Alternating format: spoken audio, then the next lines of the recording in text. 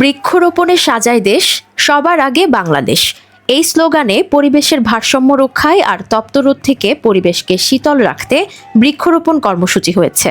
কেরানীগঞ্জের তারানগর ইউনিয়ন বটতলী এলাকায় এই কর্মসূচির উদ্বোধন করা হয়। এতে প্রধান অতিথি হিসেবে উপস্থিত ছিলেন ঢাকা ২ আসনের সাংসদ ডাকসু ভিপি, জননেতা, সাবেক কর্মসংস্থান প্রতিমন্ত্রী আলহাজ আমানুল্লাহ আমান।